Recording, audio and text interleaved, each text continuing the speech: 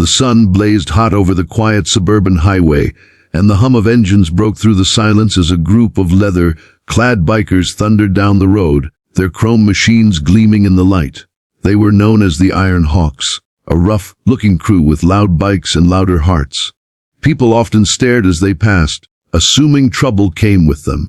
But that day, as fate would have it, the trouble didn't come from them. It came to them. Just as the group slowed near a gas station on the edge of town, a small figure darted across the road, waving her tiny arms, her face streaked with tears and dirt. The bikers slammed their brakes, tires screeching. The leader, a broad-shouldered man named Mason Reddick, pulled off his helmet and jumped off his bike. Before he could even ask what was wrong, the little girl, no more than 7 years old in a torn pink dress, ran straight to him, clutching his jacket and sobbing, "Please, help me! They're beating my mama!" For a second, time froze.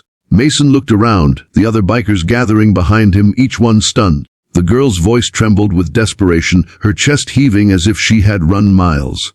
Her eyes were swollen from crying, and her small hands shook as she pointed toward a cluster of old houses behind a field. Mason crouched down, trying to calm her, but inside his pulse thundered. He could tell this wasn't a prank or a misunderstanding. This was real fear. If you believe kindness still matters in this world, if you believe in standing up for what's right, then please take a moment to like this video, comment your thoughts, share it with others, and subscribe to Bright Hearts, because stories like this remind us that humanity is still alive in unexpected places. Mason didn't waste another second. "Hawks, move out!" he barked, his voice echoing through the quiet street. The engines roared back to life, and the crew followed the little girl as she led them through a narrow dirt path toward an old white house sitting on the edge of the woods. The paint peeled from the walls, and one of the windows was shattered. Even before they reached the door, they could hear it. Raised voices, a woman's cry, the unmistakable sound of something breaking. Mason's jaw clenched. He jumped off his bike, striding up the porch steps with heavy boots that creaked against the old wood. Inside, chaos reigned. A man was shouting, his words slurred from drink, while a woman crouched on the floor trying to shield herself. "Hey!" Mason's voice cut through the noise like thunder. The drunk man turned, startled, his grip tightening on a broken bottle. But before he could take a step, Mason and 2 of his crew, Jackson Rivers, were inside. The man swung the bottle, but Mason caught his arm mid-air, twisting it just enough to make him drop the glass. The sound of its shattering was drowned out by the woman's sobs. Mason pushed the man back, making sure he stayed down, his voice steady but filled with anger. "You ever lay a hand on her again?" he growled. "And you'll answer to all of us." The rest of the crew spread out, making sure the area was safe. The woman, her face bruised and trembling, looked up in disbelief. Her daughter, whose name they soon learned was Annie, ran to her, throwing her little arms around her mother's neck. "Mama, I got help," she whispered through tears. The woman, Clara, clung to her daughter, her shoulders shaking as relief washed over her. Mason nodded to Jax to call the police. They stayed there until the officers arrived, making sure Clara and Annie were safe. When the officers led the drunken man away in handcuffs, Clara finally broke down completely, sobbing into her daughter's hair. The bikers stood outside, their engines silent, watching from a distance. None of them spoke for a while. Mason leaned against his bike, staring at the sky. He'd been in fights before, seen things he'd rather forget, but nothing hit him harder than seeing a little girl beg for someone to save her mother. When the police left, Mason and his crew approached the porch again. Clara tried to thank them, but her voice cracked. "I don't know how to repay you," she whispered. Mason shook his head. "You don't owe us anything, ma'am. Just promise you'll be safe. You and your little girl." He handed her a card with the group's name and number on it. "If you ever need anything, you call us." That night, as the sun dipped behind the trees, the Iron Hawks rode off again, the sound of their engines fading into the distance. But none of them could shake the image of Annie's face. The courage it took for that little girl to run to a group of strangers on roaring bikes, all because she refused to give up on her mother.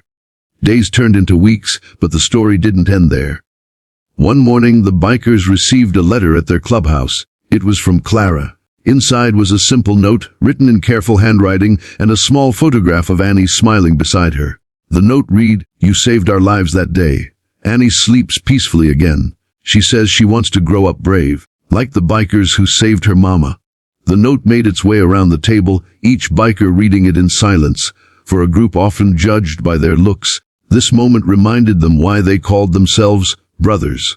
It wasn't just about the bikes, it was about being there when no one else would.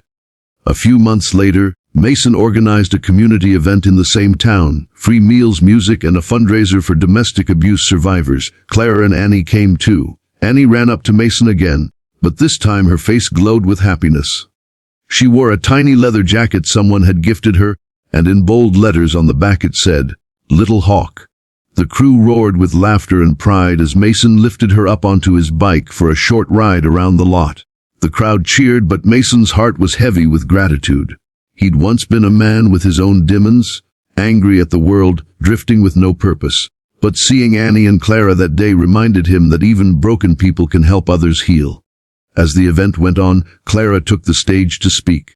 Her voice trembled at first, but as she looked out at the bikers standing tall in the crowd, her courage grew. "People warned me about men like them," she said softly. "Told me they were dangerous, that they'd never care about someone like me. But the truth is, they cared more than anyone else ever did. They didn't just save me. They gave me and my daughter a second chance at life." Tears welled up in Annie's eyes as she clutched her mother's hand, and the entire crowd erupted in applause. Mason turned away for a moment, blinking hard. It was one of those times where you didn't need words to know you'd done something that mattered. When the sun began to set that evening, Mason stood beside his bike, watching Clara and Annie walk home hand in hand.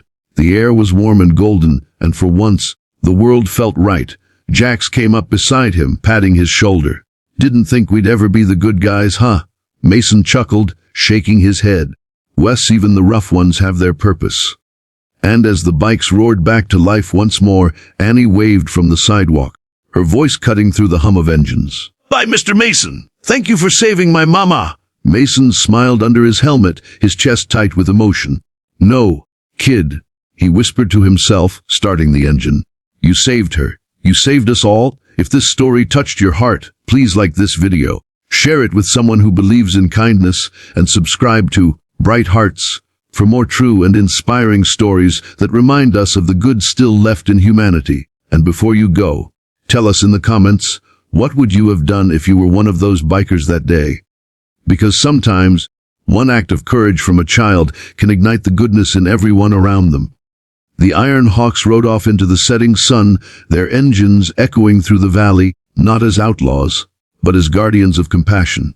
And somewhere down that quiet road, a little girl with a big heart watched them disappear, whispering a thank you that carried farther than any engine roar ever could. The end.